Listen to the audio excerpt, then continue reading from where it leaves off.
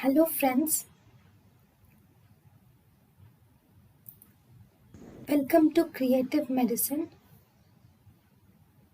In this lecture, we will learn about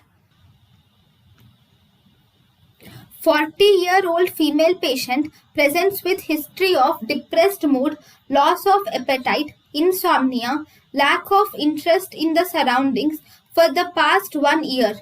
These symptoms followed soon after a business loss 1 year back.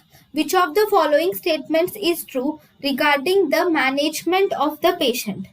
Here, see, the patient has developed history of depressed mood, loss of appetite, insomnia, lack of interest in the surroundings for the past 1 year. These symptoms followed soon after a business loss 1 year back.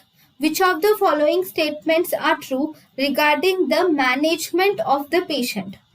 So if you see here, the patient has depressed mood, loss of appetite, insomnia, and loss of interest in the surroundings. All these are pointing towards the depression. So, true statement. No treatment is necessary as it is due to business loss. Depression should always be treated. SSRIs are the most efficacious of the available drugs. False. Antidepressants treatment is given based on side effect profile. True. Combination therapy of two antipsychotics are not used. False. SSRIs are usually used as first antidepressants because of their favorable side effects. Because these SSRIs has favorable side effects. So because of them, they are used as the first line.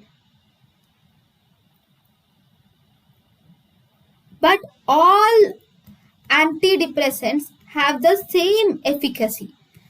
They have the same efficacy. There is no difference in their efficacy, but the SSRIs are preferred because of their favorable side effect.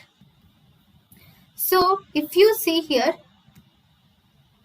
all available antidepressants have same efficacy, but SSRIs are used as first antidepressants because first line antidepressants because of their favorable side effect profile. Thank you and thank you for watching.